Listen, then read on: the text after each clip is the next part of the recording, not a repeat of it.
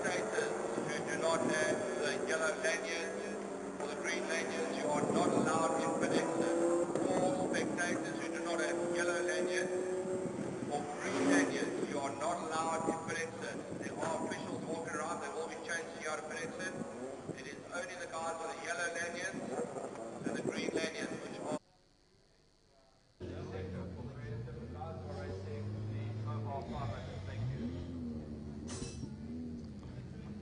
Got you.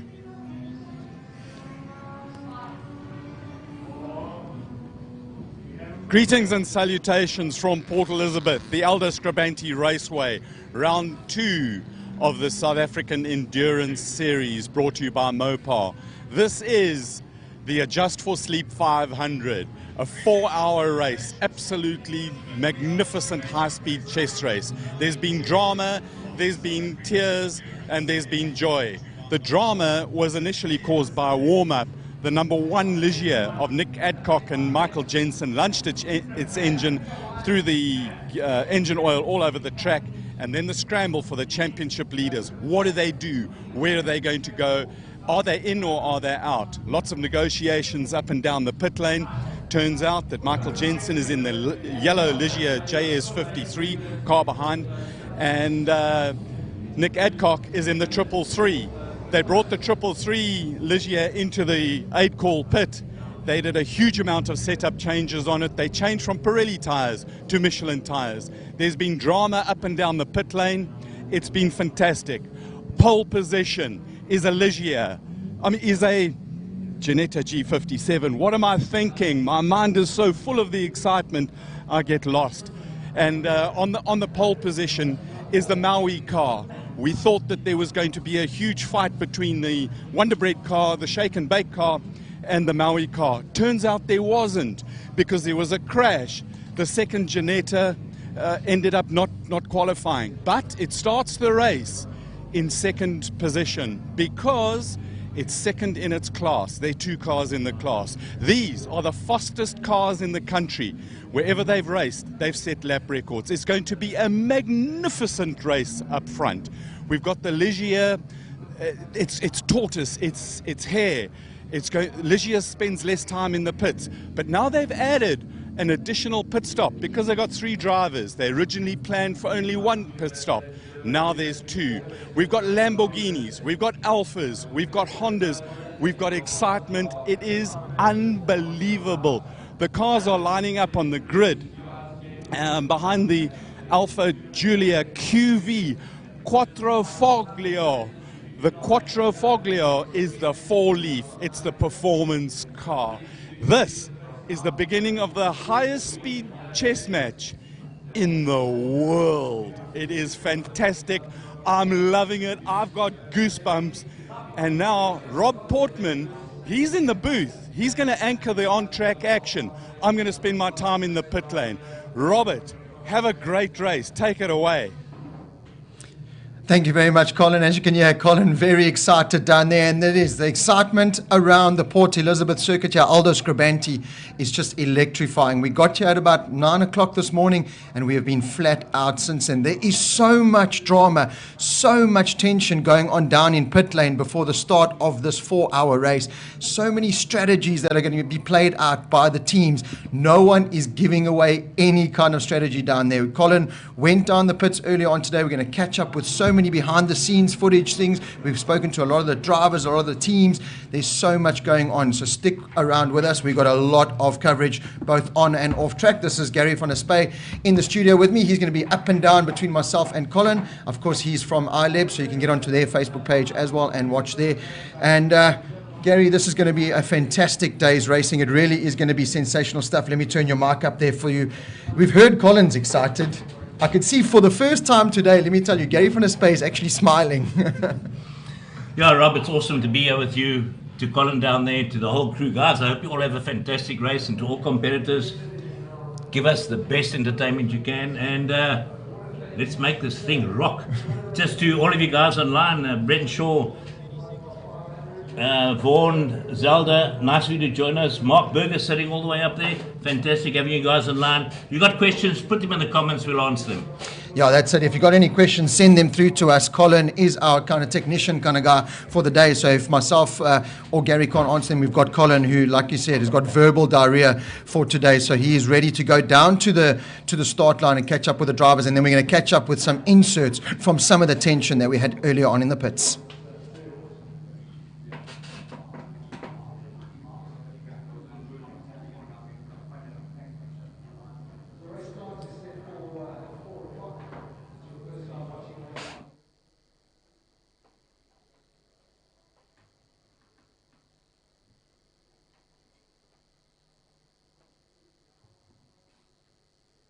This here on the tar is sand covering an oil stream.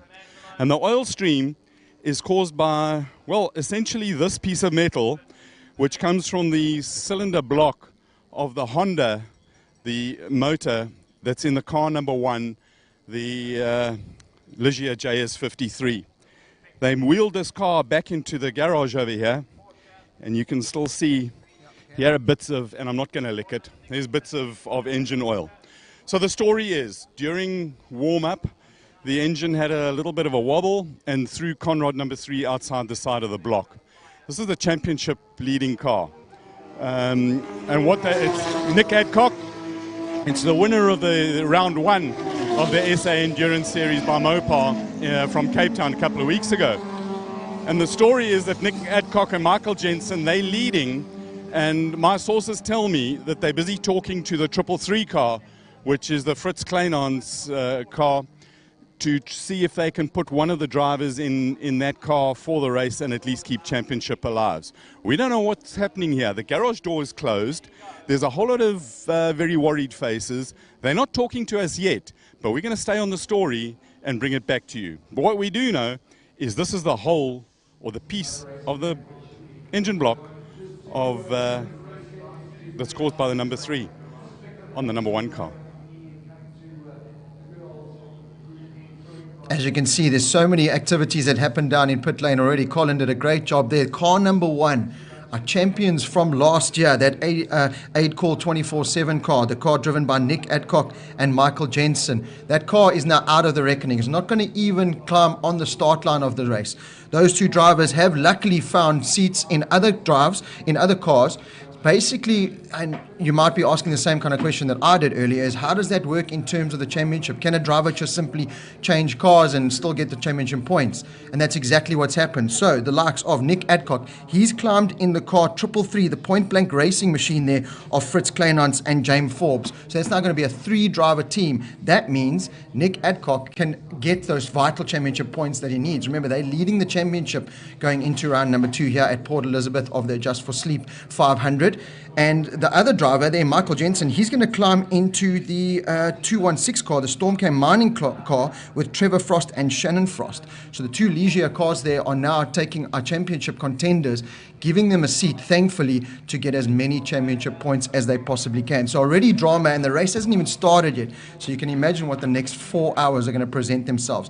Colin is down on the line catching up with some drivers. We'll bring you that footage a little bit later on. We've got so many great behind-the-scenes kind of footage that Colin was down earlier throughout the entire day speaking to the drivers, the teams, and like I said, none of those drivers or teams are giving away any strategy. It really is a high-speed game of chess, and no one wants to show the first hand. A lot of drivers saying it's a long race, 4 hours. It's about keeping calm, taking it easy, getting into the pits, just being relaxed and making sure you get through everything. Don't burn out the car.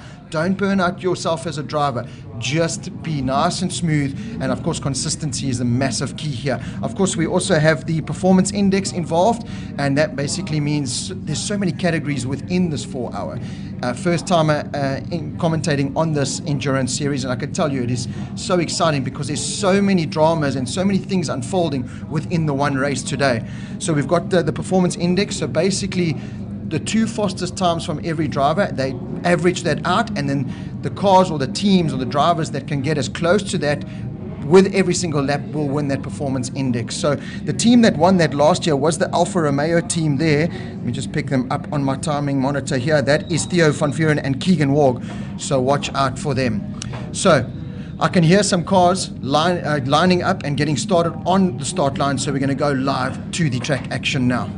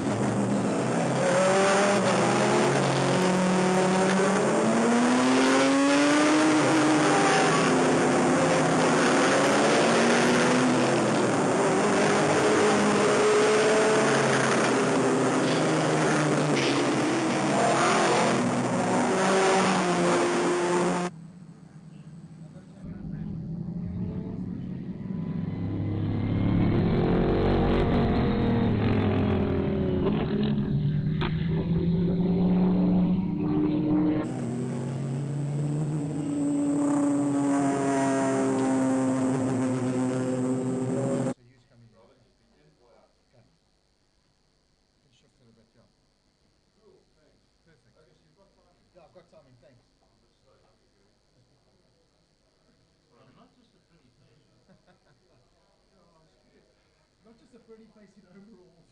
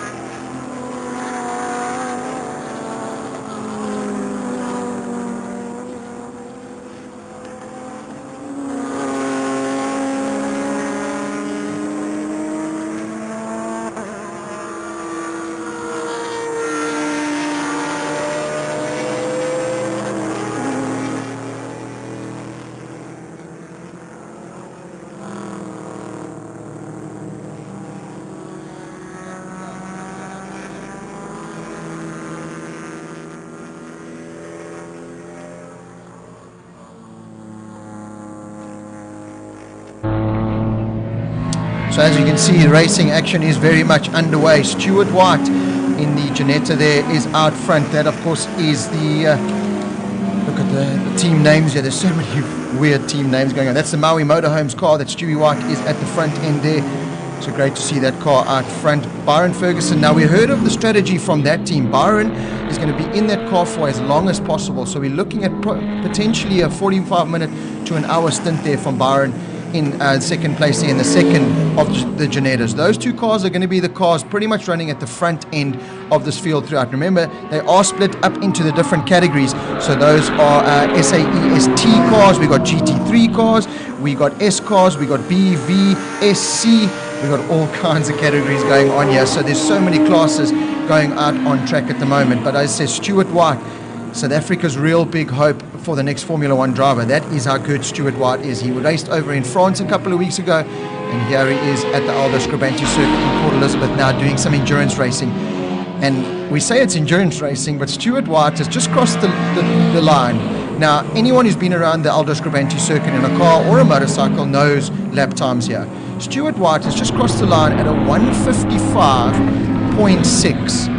So the ultimate fastest lap record here is the lap that he set in qualifying of a 55.312. So he's 0.3 off on what, the third lap of this endurance race. So he's really got the pedal to the metal there, Stuart White. He needs to realize it's a 4-hour endurance race, but they've got their strategy. They know exactly what they want to do. Remember, they've got to hold up with the tires. They've got to hold up with the fuel. It's all about the pit stops. It's all about nursing those cars home. It really isn't just a case of a sprint race. So Stuart White out front, pedaling in those lap times. Like I said, one of the fastest drivers and up-and-coming drivers that we've got in this country. So watch out for that Ginetta. Byron Ferguson doing a good job there in second place. Fastest lap time of a 58.9 so far. Charles Larangi's up into third place there in the GT3 car at the moment. Running low 1 minute 2s at the moment. So you can see about 5 seconds off those Ginettas at the front. And then James Forbes, he's up into fourth place there. The Calyx machine now of the local hero. That's Michael Stevens in that car. And of course, he is partnering up with Paul Hill in that Calyx BMW machine. So they're already up into fifth place. And of course, Michael Steven, we know the talent that is Michael Steven. He is the local hero here, and he's showcasing himself for potential overseas teams to see himself. And that is the beauty about going live on Facebook here. We've got so many teams, so many fans from all around the world watching this 4-hour race live. Of course, it is the round 2 of the endurance series here in South Africa. It's the Adjust4Sleep 500 here at the Aldo Scribante circuit. Beautiful shot of the drivers coming out of turn 1. Yeah, this is the flick session coming into hanger sweep. Beautiful part of this Aldo Scribante circuit. You can see a lot of spectators are hanging around for this 4-hour race. You can see already the Ginettas coming in between those traffic, and we saw in practice and qualifying yesterday that lap drivers and some of the slower drivers can throw a spanner in the works for our faster drivers. Gavin Cronier will tell us all about that. So, as I said, throughout the day, we've got Colin down in the pit lane. He's going to bring us up to date with everything happening down there, and he's done some really important snips for us just to keep you all informed and behind the scenes and right up to date with everything that's happening here at the Adjust4Sleep 500. Let's go down to Colin and catch up and see what's happening. Right, I'm standing here in front of the 333 pit, but we've actually got the number 1 crew going here. We've got Craig Noons. Craig, you had a rather hectic time with the engine blowing up on your car, and then you put an emergency setup onto the 333. How are things going now? It's still early days. Anyone who said that endurance racing is boring couldn't be further from the truth, and we haven't even started racing yet. Well, we just started now. It's going well. It's 4 hours. It's a long way to go, but the team have been absolutely fantastic.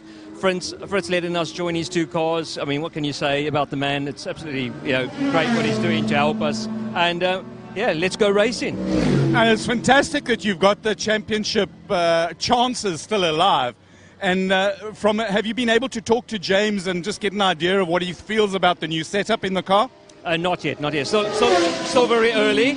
So as he gets used to it, as the tyres warm up and come to pressure, it's going to get better and better for him. Right, good luck. I can see you seriously nervous. Guys, the level of nervous energy here is absolutely fantastic. I've just seen somebody over here, Matthew Nash. And we've got to keep an eye on the pit lane. Matt Nash, that's you normally look very, very calm, but there's that nervous smile now. The race has started. How are your guys running? Cars are running. Now just wait and see how it goes. It's a long 4 hours. You've got to make sure you're there at the end. And your strategy basically is to have one pit stop and keep the things consistent and just keep them going. That's exactly what it is. I mean, there's yellow flags out already, which means that somebody's gone off.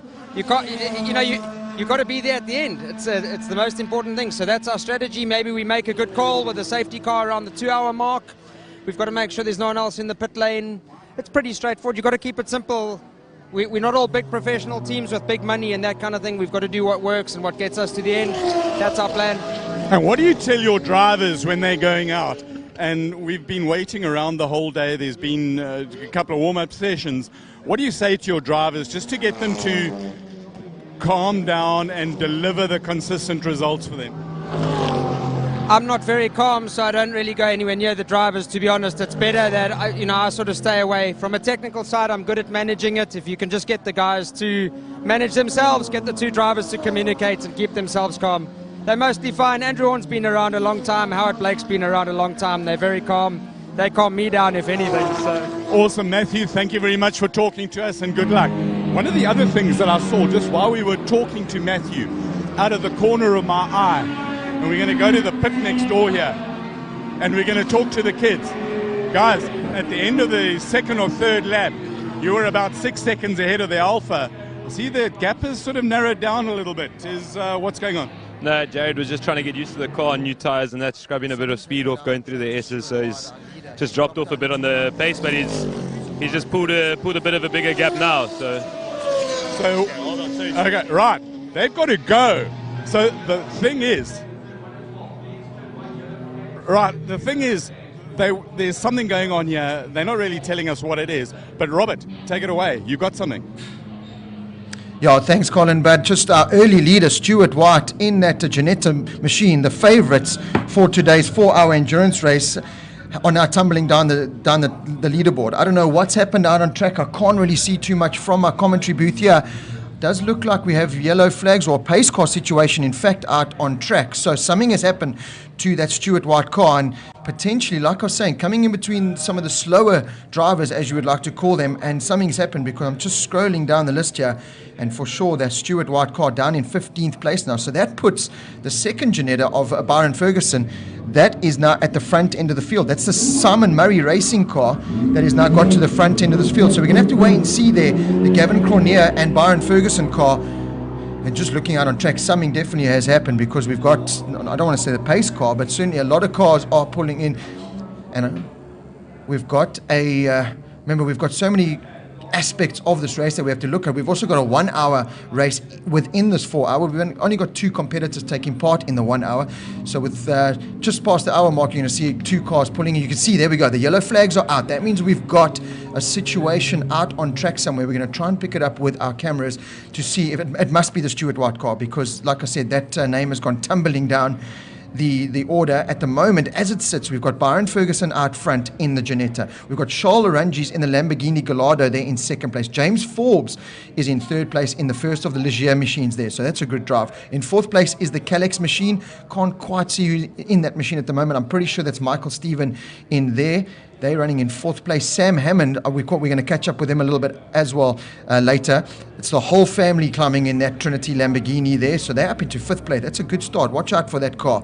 Nicky Dix up into sixth place. Trevor Frost in seventh. The Bigfoot Express car there in eighth place. That is one of the cars taking place in the 1 hour race. So they're not going to do the entire 4 hour. Roy Aubrey up into ninth place there in his Porsche. Kishmo Patamba, he's up there in the Ferrari in 10th place. And I wish we could strap a microphone onto that Ferrari, because that has got to be the best sounding car out on track, and that's saying a lot, because there are some beautiful machines doing battle out around Aldo Scribante circuit. Jared Evans is in 11th place at the moment, Keegan Ward in 12th, Tony Martin in 13th, Trevor Graham in 14th, and Gerald right there rounding out your top 15 for now.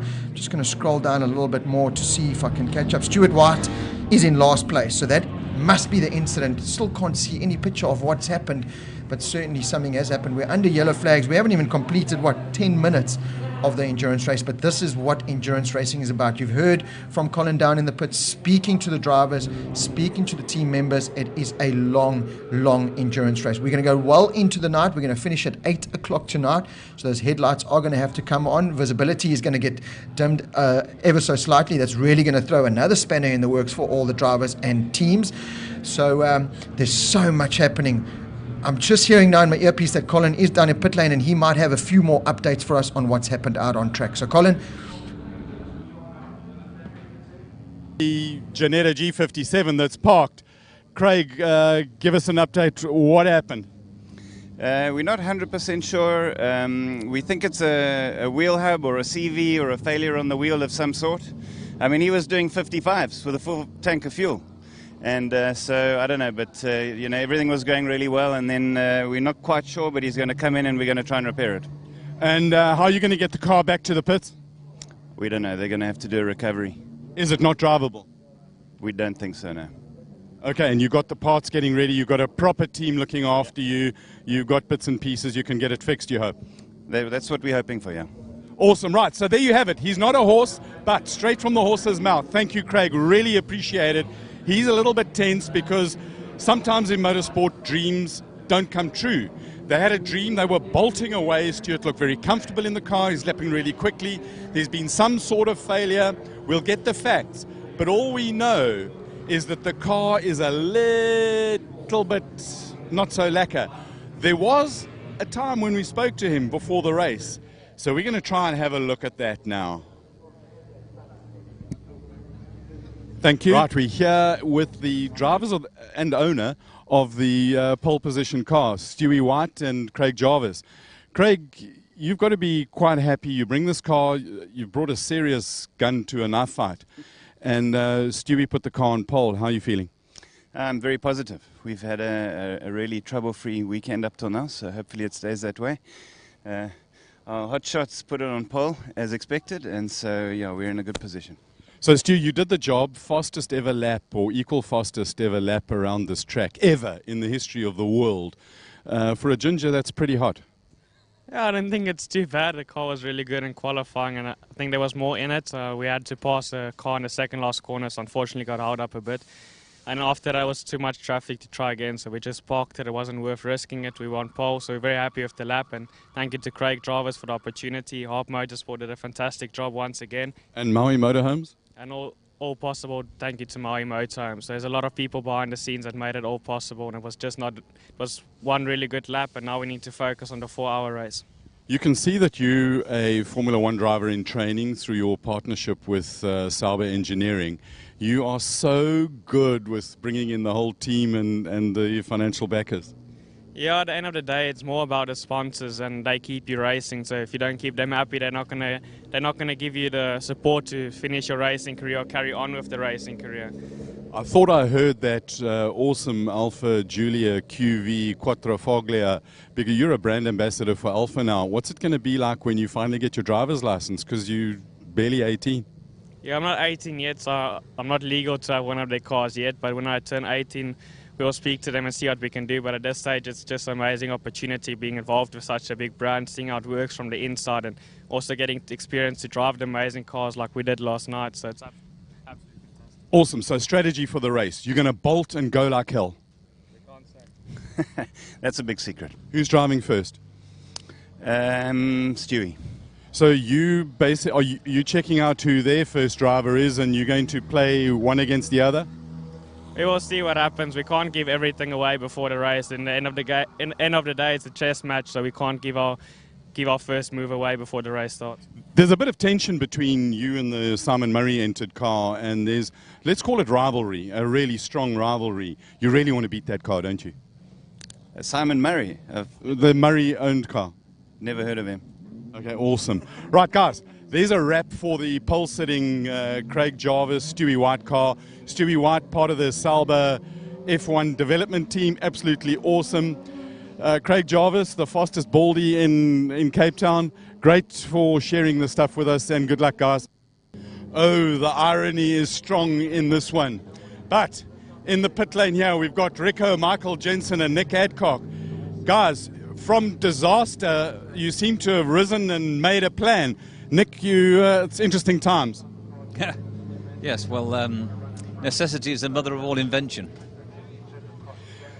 Michael, you haven't driven that car before.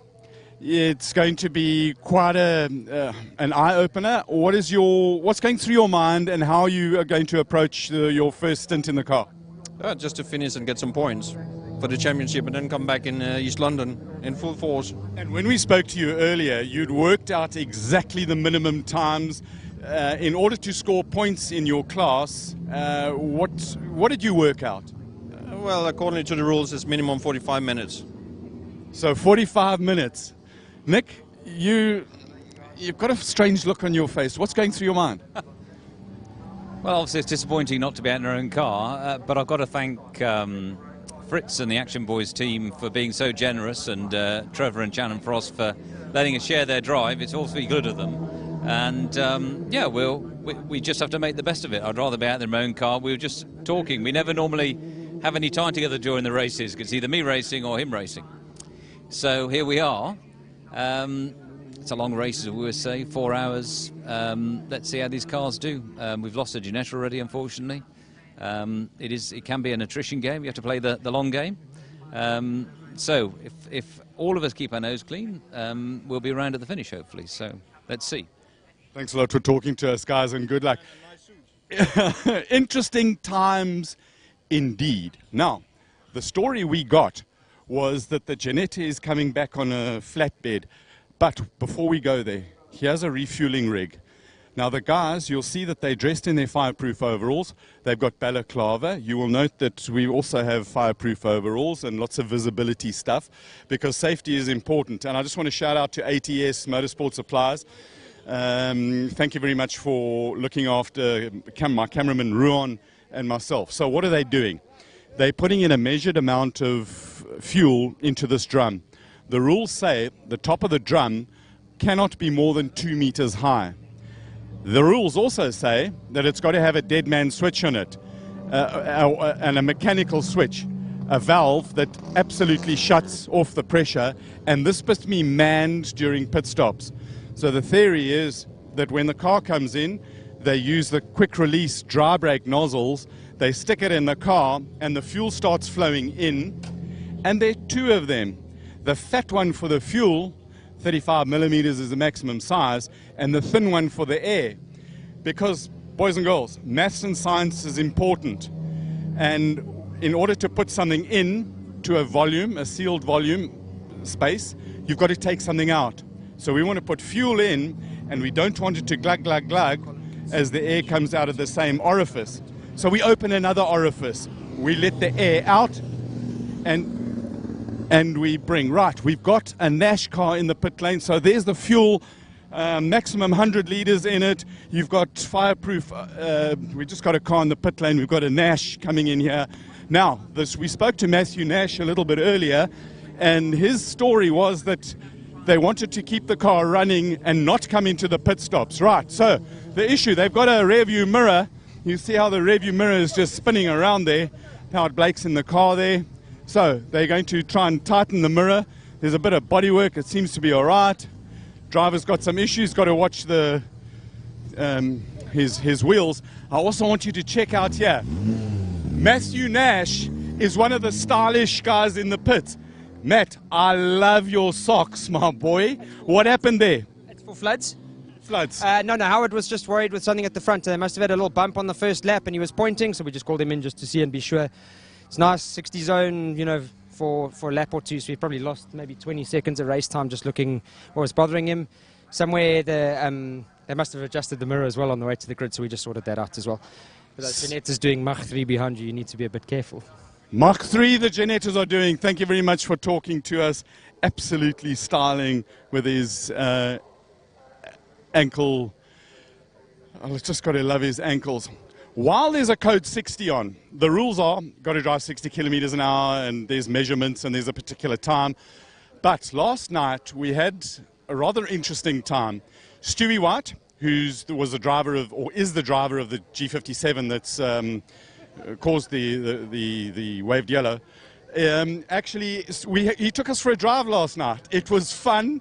It was hell of a interesting watching a proper pro driver let his body do the controlling of the car while his mind spoke to us. So, guys, have a listen to this, what we did.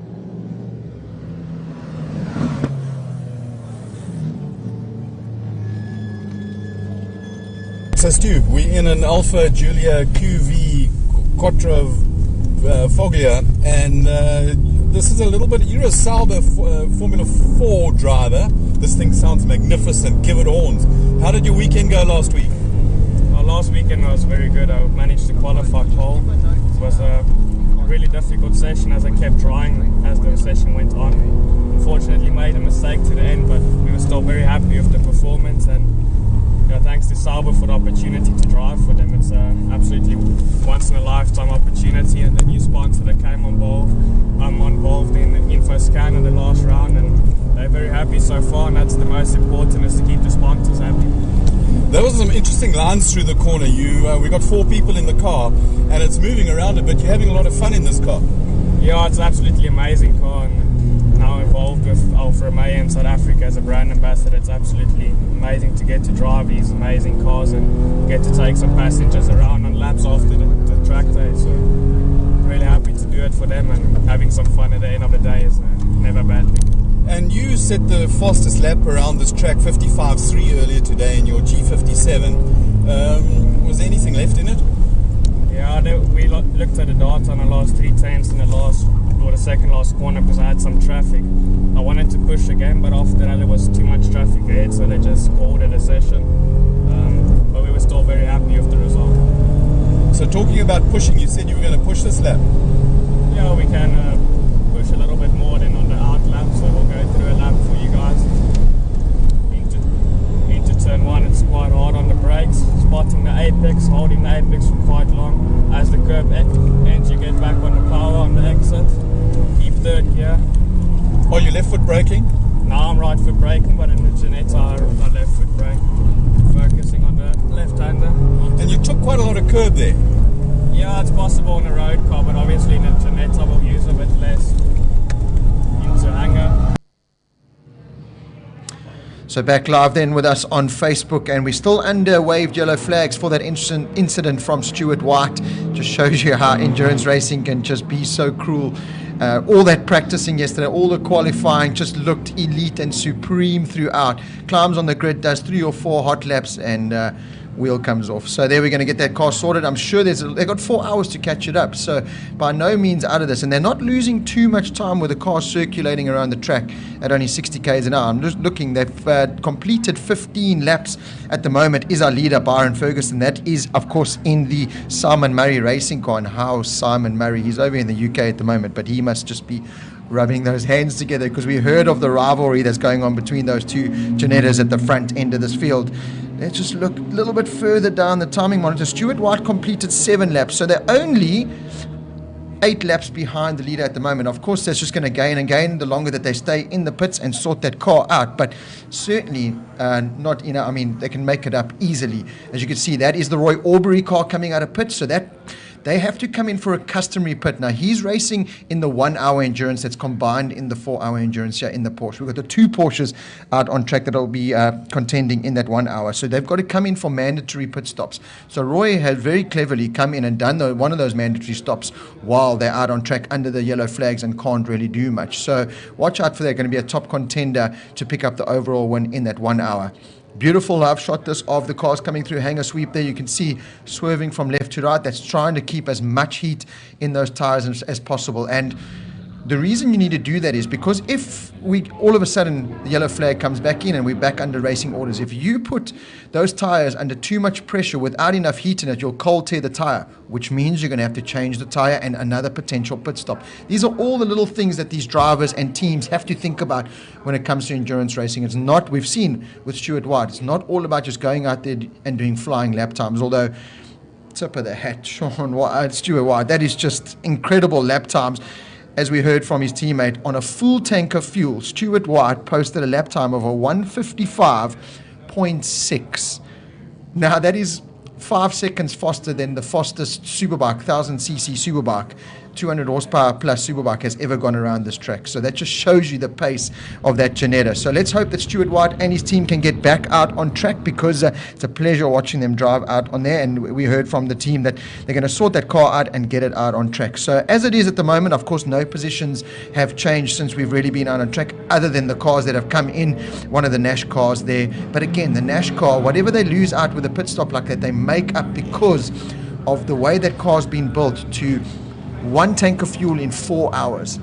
Same set of tires for the entire 4 hours. So that car has been hand built to go endurance racing. So that's going to play a key role the later this race goes on. So it's Byron Ferguson out front in the Simon Murray car. In second place, we have Charles Arangis out on track at the moment in the Lamborghini Gallardo. So that's a really good drive from Charles Arangis and his team so far. James Forbes is up into third place. Michael Stephen, the local hero, there in fourth place. Sam Hammond, part of the entire Hammond crew that have come racing here this weekend in the Lamborghini, still holding down fifth ahead of Trevor Frost. The Bigfoot Express car there in seventh place. That's the Moodley car. Kishmoor Patamba in eighth. Jared Evans in ninth. And Keegan Ward rounding out your top 10 for now. As you can see out on track, it does look like we are back under track racing action. The cars do look like they've stepped up the pace. Yes, they have. There's the green flag. Great work there from the marshals here at Aldo Scribante, just showing the drivers that the track is now cleared up and it's back under racing orders. Coming into the final turn there, Dunlop corner. It's the long right-hander onto this beautiful, long, massive front straight here at Aldo Scribante.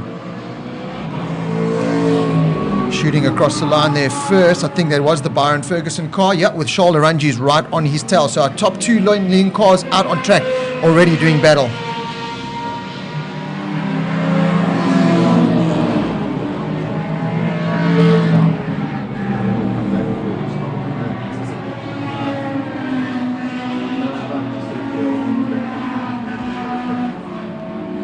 Right, sorry about that. Just with the beautiful live Facebook feed that you get here, which certainly is the future of bringing you live, up-to-date racing, there are two technical issues that do come into play, so we have lost audio here and there. We're going to cut streaming for a couple of minutes, and we'll bring you all the live action as soon as we get everything sorted out here at Aldo Scribante for this Adjust4Sleep 500 round number 2 of the SA Endurance Series.